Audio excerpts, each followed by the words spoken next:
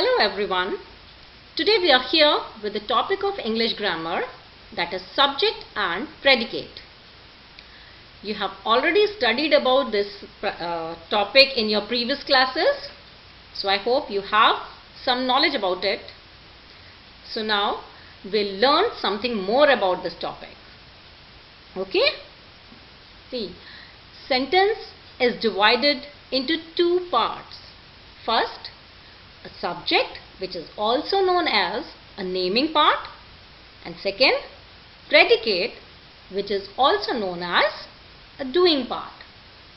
Now the question arises in our mind that what is a subject and what is a predicate? See, subject is that part of a sentence about which something is said. It's a noun or a pronoun. And predicate is that part of a sentence which says something about the subject, and it consists of a verb and rest of the sentence. Means whatever is being said about the subject is called a predicate. Let's take an example to make it more clear. See, the gardener waters the plants. Here in this sentence, something is said about the noun, the gardener. So gardener is the subject here, and what is being said about the gardener is waters the plants. So this is a predicate. It consists of a verb waters and rest of the part, that is the plants. So waters the plants is a predicate and the gardener is a subject. See, every sentence contains a subject and a verb.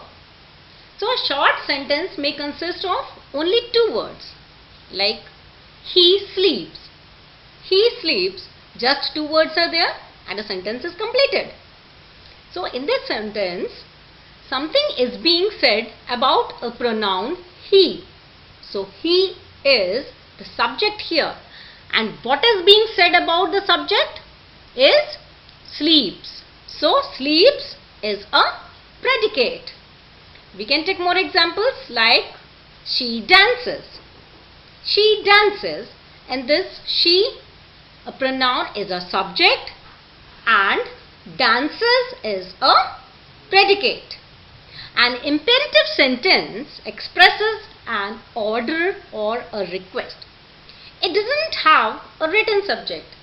In such type of sentences, subject is quite understood. Subject is invisible. Just take the example like thank you. I am saying thank you means I thank you. So here the subject I is invisible. It is understood.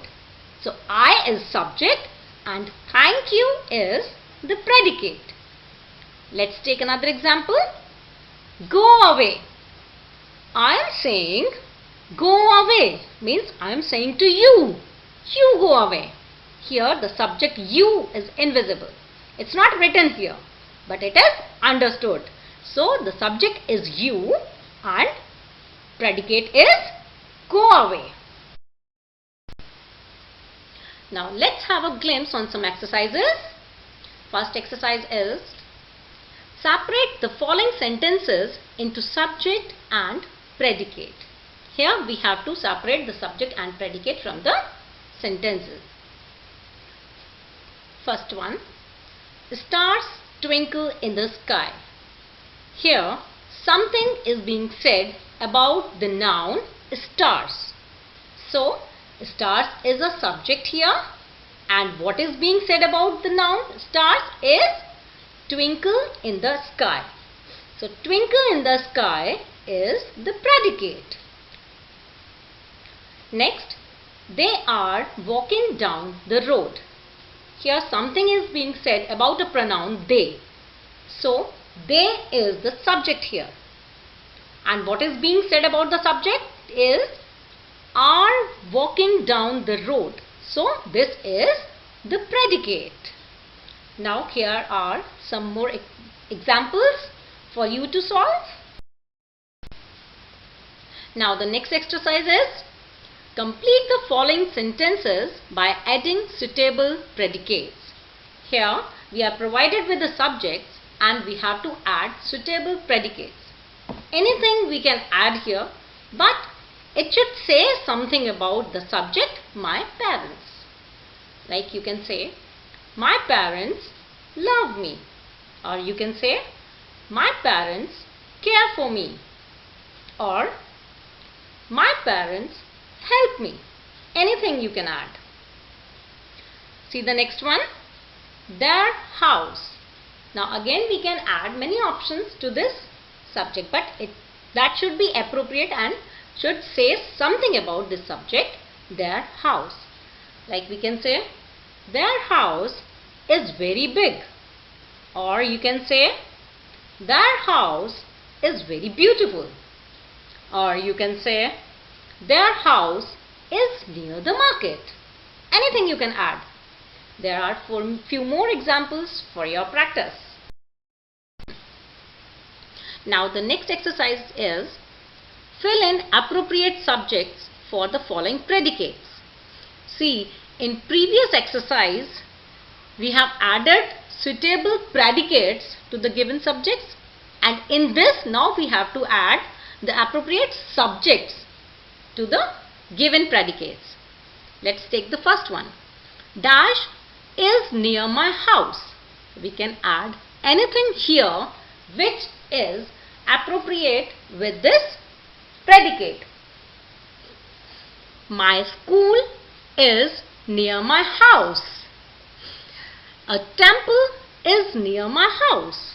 Or you can say, a big library is near my house. So you can add anything which is appropriate with the given predicate. Let's take the other one. Dash is a very interesting game. See, in this, with this predicate you can add any game which you like the most. Like, I like the Ludo most, so I can say Ludo is a very interesting game. So in the case of boys, as boys like cricket the most, so you can also write cricket is a very interesting game. Any other you can also write badminton is a very interesting game.